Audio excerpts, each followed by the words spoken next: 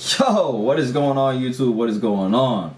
We're back with another banger. Yes, sir.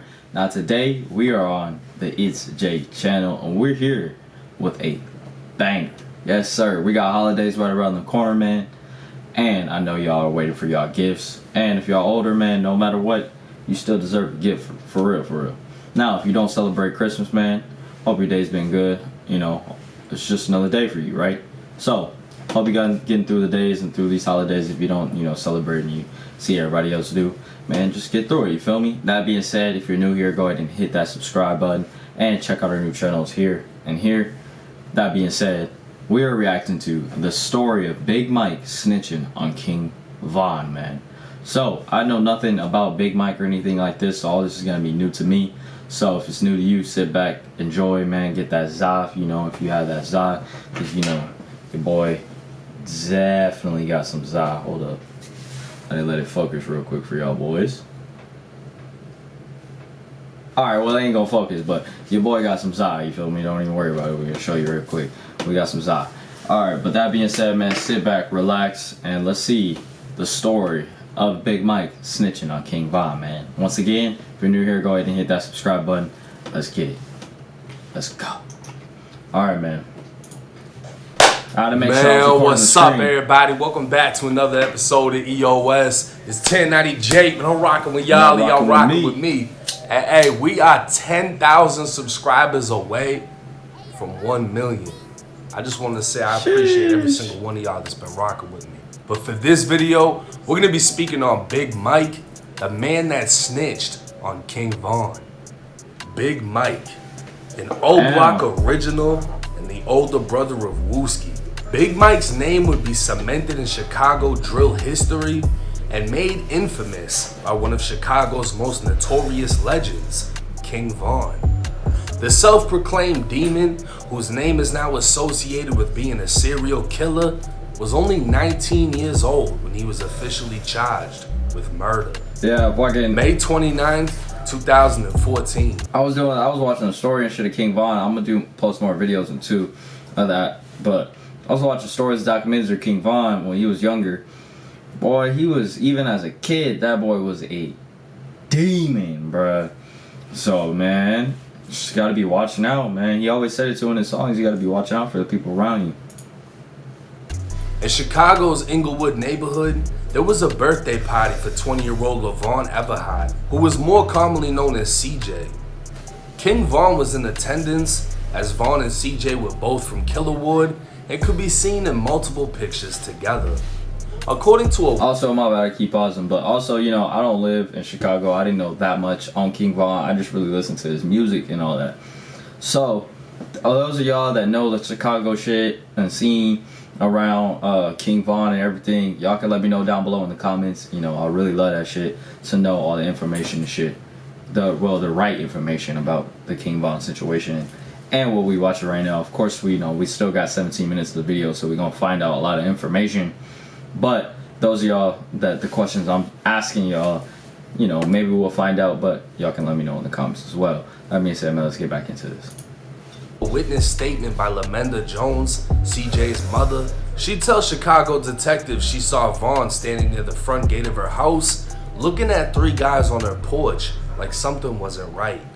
She told him, "Don't start no mess in my house," meaning don't start gangbanging at her house, because she knew Von was a member of a gang and the people on the porch were members of different gangs. She told the detective King Von smiled as he replied, "Not only."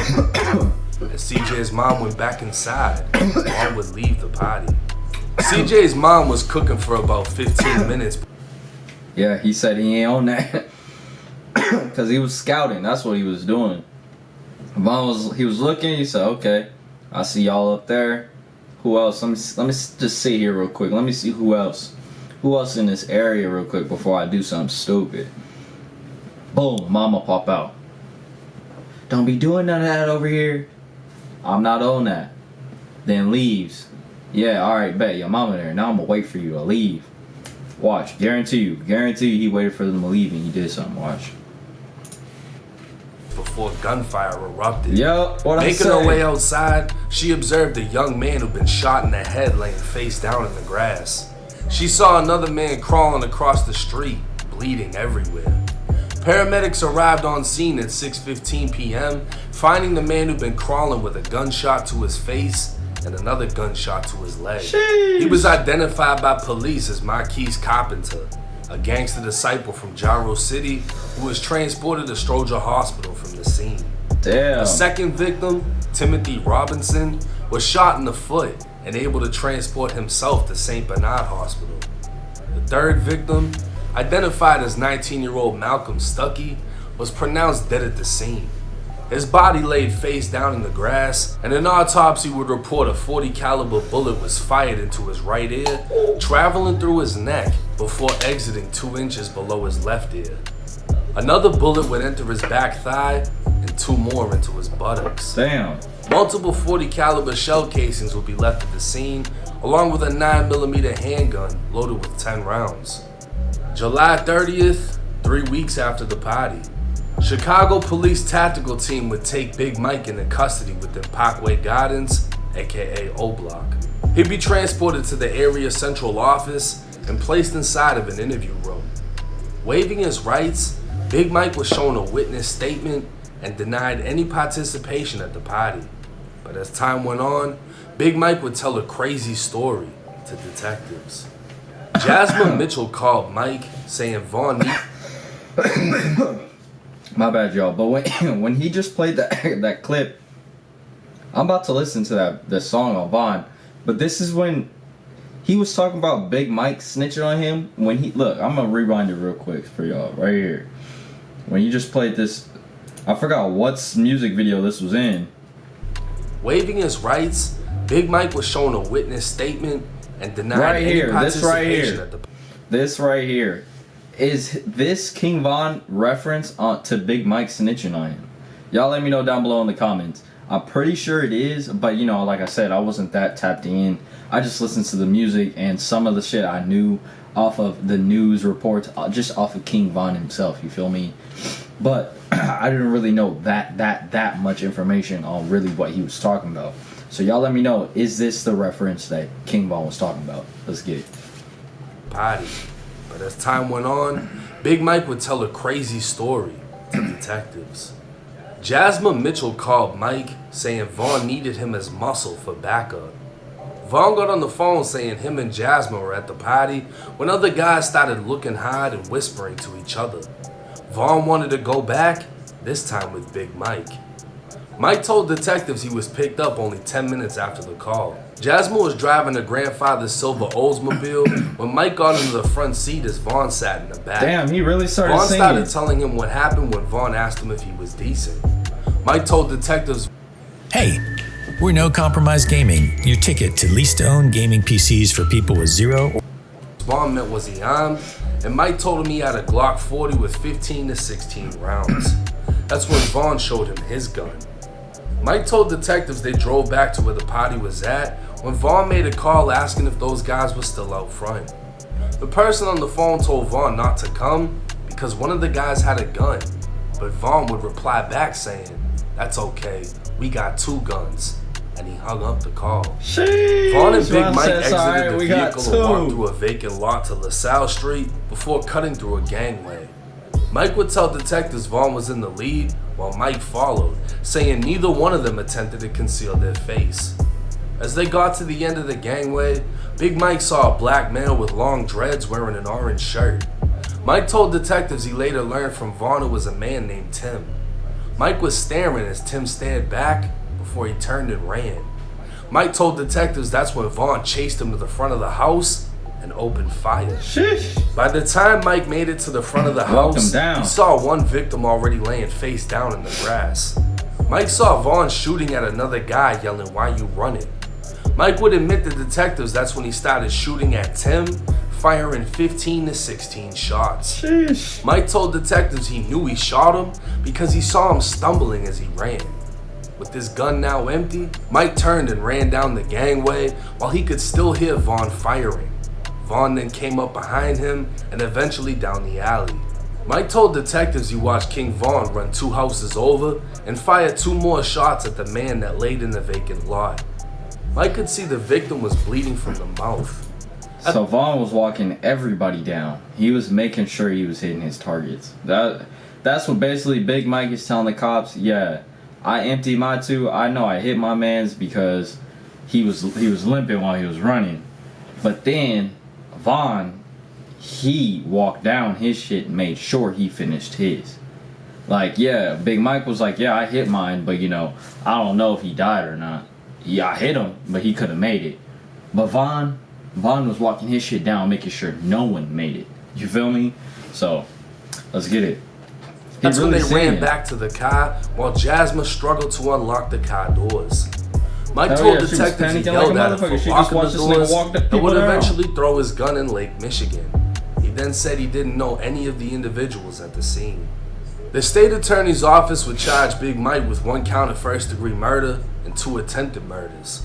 King Vaughn was already in prison on a parole violation, and the day after Big Mike was charged, Vaughn would be transferred from prison to the interview room. King Vaughn waived his rights and denied any knowledge of the incident. Vaughn denied knowing Jasmine and Big Mike, but said he knew CJ from grade school and denied being at the birthday party. Shown photos of Jasmine and Mike, Vaughn once again denied knowing them. Marquise Carpenter identified King Vaughn as the person that shot him in the leg and face. He told detectives him and a friend went over to the house to celebrate CJ's birthday. Shortly after, a female and King Vaughn arrived in a silver car. While sitting on the porch, he saw Vaughn having a conversation at the front of the house when Vaughn went to the car, put a gun in his front pocket, and placed his shirt over it. Vaughn and CJ went into the basement of the home, and Marquise overheard Vaughn say, "What you doing hanging with these op-ass?" Marquise told detectives he's a gangster disciple, and later found out Vaughn was a black disciple. Vaughn would stay in the basement for around 5 minutes before leaving, and that's when Malcolm Stuckey arrived. They were gonna play basketball at a park when Marquise noticed all the small kids were being called inside of the house. That's when CJ appeared at the basement door, telling them to come to him. Malcolm was by the front, lighting a blunt, when Marquise heard Tim say, "There go them." Marquise then saw Vaughn in the gangway with a black hoodie pulled tight around his face. He saw a black handgun in his hand and another person behind him, so they started running. That's when gunfire erupted. He ran to a vacant lot where he was shot in the leg but still made his way into an alley. That's when he saw Vaughn at the other end of the alley and he ran again. Switch to Google Fi Wireless and get Simply Unlimited. Our most affordable. Looking back to see Vaughn aiming the gun at him when Vaughn fired twice and he was shot in the face. Marquise fired 2 times, shot him right in the face. Probably missed one and the other one hit him right in the face. Pow! Hit the ground, telling detectives he had a 9mm handgun in his back pocket, but thinks it fell out at this time. He'd get back up, running across the street until police arrived. King Vaughn's friend, CJ, would be interviewed by detectives multiple times. He told detectives at the party someone told him Vaughn called saying he was coming back after leaving. CJ told him to call Vaughn again and tell him not to come. The person would make the call, telling Vaughn there was children outside, but Vaughn would say, "I'm coming back, get the children in the house." CJ went to warn the others on the porch, but before he could, the gunfire erupted. The man who called King Vaughn would voluntarily do an interview with police, saying he told Vaughn days after the shooting he was bogus for shooting people while CJ's family was out there. Vaughn would reply back saying, "They going to come after me now?" Vaughn would be officially charged with first-degree murder and 2 attempted murders after being identified by multiple people, including his friend CJ and his co-defendant Big Mike. In fact, nobody gave a better description than Big Mike, who claimed to see Vaughn start shooting, and by the time Mike made it to the front of the house, Malcolm Stuckey was already dead, implying Vaughn killed him. Mike would then say he saw Vaughn firing at the second victim, who would later say Vaughn shot him in the face and leg. The only person Mike would admit the shooting was Tim, who was only shot in the foot and was the least wounded victim. Everything else was put on Vaughn. Damn. August 13th, 2017. Damn, he put everything on Vaughn. Sheesh. LaVon Everhart, or CJ, was standing outside at 6:52 in the morning when a black vehicle approached. A man in a black hooded sweatshirt exited the vehicle, opened fire, and struck CJ twice in the chest. 40 minutes later, CJ would be pronounced dead at the hospital. King Vaughn would be acquitted at trial on all charges in December of 2017 after spending over 3 years in the Cook County Jail. The reason being, Big Mike recanted his statement and refused to testify against Vaughn at trial. Big Mike would also be acquitted of murdering Malcolm and shooting Marquise, which he originally placed on Vaughn. But Mike would be convicted of shooting Timothy in the foot, which he admitted to. For that, he'd receive a 28-year prison sentence for aggravated battery with the firearm. Vaughn would mention Big Mike in a song titled What's Next. A nigga told on me before he got a longer sentence. A nigga told on me before he got a longer sentence. I think they gave him 2080, rather talk than listen. I think they gave him 2080, rather talk than listen. Bitch was the only one that told they killed the other witness. Bitch was the only one that told they killed the other witness. Now Big Mike would have... Damn. So if he would have just kept his damn mouth shut, he would have been fine too. Because once he retracted his statement from Vaughn, he basically made Vaughn a free man. But he snitched on himself saying he shot old boy in the foot, so he had to stay in prison. And got more time because, one, he retracted his statement, so it pissed off the cops. Two, you already snitched on yourself, so you're already going to get some time. You had fucked yourself over mad, my boy. That's crazy. Appeal his conviction and be released in 2023, Why he making his told first on King appearance Vaughn? on DJU. Not shying away from any question, Big Mike would claim he didn't entirely snitch, but instead was willing to take a chance that Vaughn wasn't. Big Mike wanted to claim self-defense. How did he not snitch if he took one charge and blamed basically the other, like, what was it, 3, 4, or 5 charges? And he put them all the rest on King Vaughn. And he really said, oh, King Vaughn was like walking niggas down. Like they were about to, basically, if he would have testified against King Vaughn, they probably would have gave that boy life. And we would have never had as many songs as we did. You feel me, before he passed away. So that's crazy. The victims opened fire on him first, to which he returned fire. But apparently DJU is the only place Mike said this. Not once in Mike's appeal did it mention self-defense, and not once in his police interrogation did it mention self-defense. He flat out just told the crazy story of Vaughn calling him for backup, Vaughn popping off the triple shooting, Vaughn dropping Malcolm before dropping Marquise, and Vaughn firing 2 more times at Marquise. Damn. So which one is he lying He's laying on? it Y'all on. let me know. Which one is he lying on? The interview or to the cops? Come on now. Come on now. Interview for sure he capping. He ain't gonna lie to the cops like you ain't gonna sing on this much to the cops.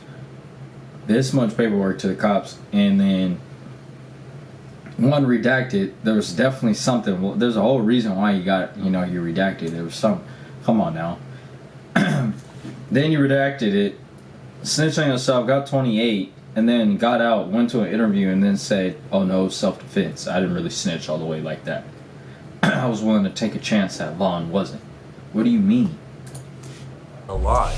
Decided to go with King Vaughn, admitted to participating in the shooting, and when it came to it, told everything that happened to police, which would be the definition of snitching that most can agree on. What Big Mike's appeal did highlight was how the police broke him. According to the appeal, Mike was held in the interrogation room for over 30 hours and repeatedly questioned by several detectives. They tell Mike to minimize his role by incriminating Vaughn before Vaughn incriminates him. They implied if Mike spoke with them, the courts would consider his cooperation while determining a more lenient sentence. He'd be given McDonald's and cigarettes by detectives trying to make him comfortable, but they'd also sit inches away from him or stand over him yelling profanities and threatening him. These tactics would lead to Big Mike's confession, but also his appeal, because law enforcement obtained his statements through police coercion. But that part of his appeal would be denied as the courts found his statements to be voluntary. Big Mike's appeal win came from the courts reducing his charge of aggravated battery with a firearm to aggravated discharging of a firearm for shooting at Tim. The lesser charge would result in a lesser sentence, and therefore his release. So while Big Mike snitched on Vaughn, Mike still had nothing but respect for Vaughn and never spoke down on him during his interview. And the story between the two is just another crazy story out of the city of Chicago. Damn. Now my thoughts on this situation. I saw a lot of people reacting to Big Mike's interview, reading through the appeal. I was able to read through the arrest reports, witness statements, and with the appeal, I'm able to figure out whose name is redacted and blurred out, because in the appeal, it actually names it. So it says Marquise is the one that had the silver 9mm, and then you read over the arrest report, and it's like, okay, this one's Marquise, this one's Tim. You're able to piece the entire thing together. That's crazy. Malcolm Stuckey was not the intended target. They say Malcolm was from the burbs, he had some involvement with some fucking gang, but he wasn't like that. He worked at the museum, whatever. See, that goes to show you, bro, right there. If you really ain't like that and you ain't about no gangbang like that, bro, like, I find all that shit stupid. Stop fucking gangbanging, bro. It leads you to fucking death or prison. There is no good in fucking gangbanging at all, bro. And just like he said, like this guy, he was not even about that life. He didn't gangbang. He worked at the fucking museum. Probably a normal, normal guy. Was homies. He just probably had homies. He probably day one homies went to school with, and they happened to fucking gangbang. He was hanging with them. Wrong place, wrong time. Fucking died with him. Like, just bro, you gotta be careful. Especially if you know your homies gangbanging like that and y'all outside. Just be like, alright, nah, bro. Like, if y'all going to these areas, nah, bro, I'm cool. I ain't gonna go with y'all, I ain't like that, and y'all going in areas that niggas are like that. I'm gonna be out there. I ain't even trying. You feel me? Be smart about what you gonna do, because a lot of people be ending up just like this, wrong place, wrong time, with homies, and they was never like that. But when you around people that are like that, and then your homies, your homies are gangbanging, and their enemies come around. The enemies gonna think you like that too, so they gonna take you out as well. So y'all just gotta be smart, man. It's crazy.